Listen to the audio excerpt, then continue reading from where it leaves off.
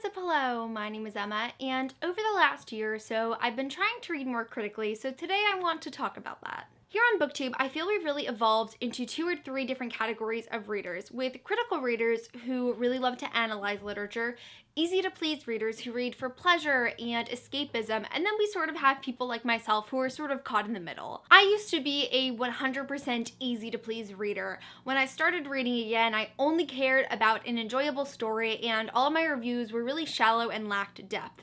And while today I still mainly read for enjoyment, and my reviews are definitely not as critical as I'd want them to be, last year I started realizing that I just wanted more from my reading experience. I wanted to be more engaged with the books that I was reading, so I made a conscious decision to try to read more critically. In the online book community, there's a lot of misconceptions that critical readers are elitist and easy-to-please readers are unintelligent, and I just wanted to start off by saying that there is nothing wrong with being either of these 2 types of readers or any combination of the 2.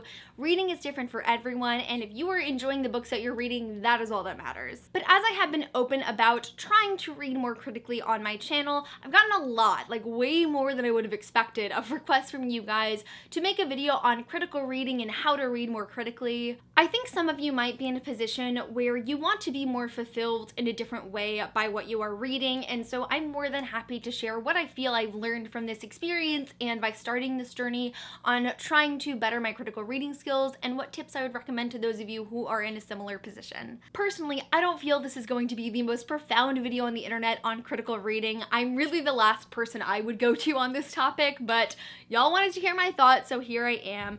But especially for people who have already developed their critical reading skills or have studied literature, I'm not sure how much you'll really gain from this video, but I'm very hopeful that those who have been in a similar position to myself are going to maybe take away something from my experiences. And additionally, I have left a ton of videos in the description below that I have found really helpful in better developing my critical reading skills. A lot of them are discussions from other members of the BookTube community, so I would definitely recommend checking those out if you're very interested in this topic. I think one of the most crucial things that I've learned from this experience of trying to read more critically is that critical reviews are not synonymous with negative reviews. It's totally true that through this experience, I've become much more open to giving books lower ratings than I previously would have, and my Goodreads average rating has actually dropped as a result of this, and that's because through critical reading, we are defining the line between what is good and what is bad in literature. But that doesn't mean you can't still love a book when reading it critically. Personally, I think those are some of the best reading experiences. And additionally, not every negative review is going to be critical.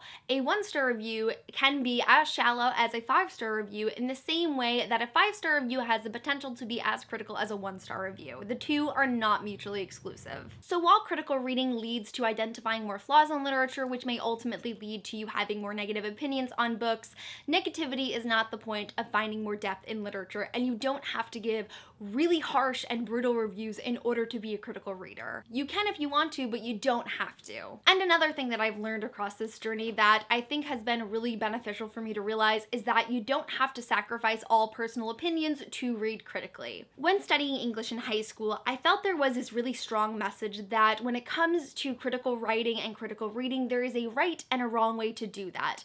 And in order to have a well-rounded, accurate analysis, you can't let your personal opinions influence that. And again, I do think there is some truth to that. With critical reading comes structure and consistency, and those are important aspects to emulate when reading critically, but I don't think that means you have to abandon all of your personal thoughts to do so. For example, when I had just started trying to read more critically, I went through a short phase where I felt a severe pressure to either give a book a higher rating if I felt the construction of the story was good, even if I didn't personally enjoy it, and the opposite, to give a book a lower rating because I didn't think it was the most perfect book in the world, but I still really enjoyed it. Analyzing literature does not mean that you're not allowed to have your own personal likes and dislikes. It means that you can use your skills to express your thoughts in a way that conveys depth and understanding. For me personally, the goal is finding a balance between that, determining what is typically viewed as good execution and bad execution when it comes to literature, but also allowing yourself to discuss that individual work and how you feel about it. And now I want to dive into a few tips concepts that I have found really helpful across this journey that I think would be beneficial to those of you who are hoping to engage in literature more critically. I feel like the first step is to make the decision to read critically and to actively go into literature with the intention of critically analyzing it. Because the difference between active and passive reading is a huge part of the distinction between critical and non-critical reading. There's probably people that are just naturally good at analyzing books, but for those of us who really want to improve our critical reading skills, we have to put the effort in. Actively reading critically and having the intention of applying your skills to your reading is what is going to help you start really deeply engaging with literature. What really helped me when I first started working on my critical reading skills is to constantly ask myself questions while reading, so I think it's really helpful to have a sort of mental bank of questions you can always refer to regardless of the books that you're reading, and then build that up as you start to read more critically. Some of the general topics that I like to reflect on while reading are writing, plot, and characters, and when it comes to things like science fiction and fantasy, world building is another really important aspect to consider. But it is crucial to keep in mind that your questions should be open-ended. For example, if you're going to ask yourself, is this character well developed, your answer is either going to be yes or no, and that one-worded answer is not going to help you bring any insight into your reading experience. I find questions that start with words like what, why, and how to be the most helpful. What is the character's motivation? Why did the author include this scene? How can the world be more tightly constructed? Those sort of questions that force you to think deeply about the content that is in front of you is what's really going to help you start to analyze the books that you're reading. On a related note, identifying the context of the literature that you're consuming is imperative in my opinion. Some of the first things I think of when I hear the words critical reading are author intent, purpose, and context.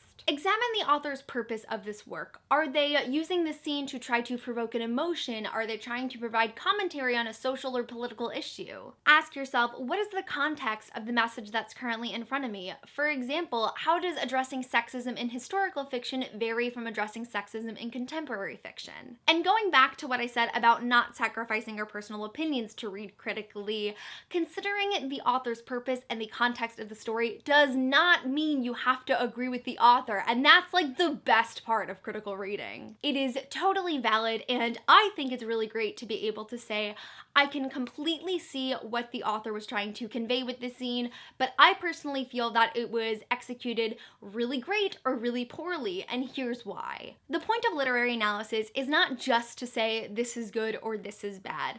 To me, the intention is to be able to say, this is what the author meant, this is how well I feel they accomplished that, and this is how I feel about that. To me, that's what I really aim to do in my reviews. And another habit I would absolutely encourage anyone who wants to read more critically to do is to read reviews. I think this is truly the best piece of advice that I can offer you because the critical reading skills that I have developed would not be where they are if I was not constantly learning from the other reviewers in this community. I've discovered so many pieces of insight just from reading somebody else's review and saying, hey, I think that's absolutely brilliant. I'm totally going to remember that and apply that point to the next book that I read. Read positive reviews, read negative reviews, read indifferent reviews, read reviews of books that you love, read reviews of books that you haven't read yet. Learning from other members of the online book community has been my holy grail of better developing my critical reading skills.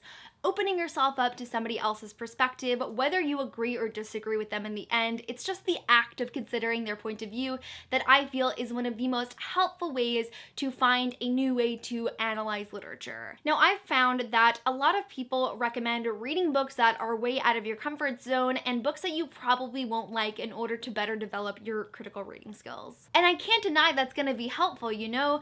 It's hard to identify bad literature if you're only going to read what you consider to be good literature. While I do enjoy experimenting with different types of books I wouldn't normally read because I do want to open myself up to different types of literature that I could grow to love in the future, I personally have no intention of reading a book that I know I'm not going to like. Number one, I feel like it's sort of a self-fulfilling prophecy and your opinions are really already solidified before you start if you go into a book and say, I'm not going to like this, more than when you go into a book and say, I'm going to enjoy it, if you know what I mean. But also, it's just so time consuming. I cannot imagine spending the hours it takes to read a book with the intention of not liking it. I know a lot of people enjoy that process and that's great, you do you, but I have like a million things I'd rather do than read a book I don't like. But I feel you can get a sort of similar experience and improve your critical reading skills in general by critically engaging in other forms of media and trying to apply that to your reading. For example, my time critically reviewing the Shadowhunters TV show immensely helped my analytical skills. Don't ever let me say Shadowhunters did nothing for me. But by watching that series and frequently identifying that's a plot hole or that's weak writing, I feel like I'm better equipped to do that when I'm reading. And personally, I'd rather spend 40 minutes watching an episode that I feel is not so great than like 5 to 12 hours reading a book that I feel is not great. But independent from the time-consuming nature of reading poor books to better develop your analytical skills,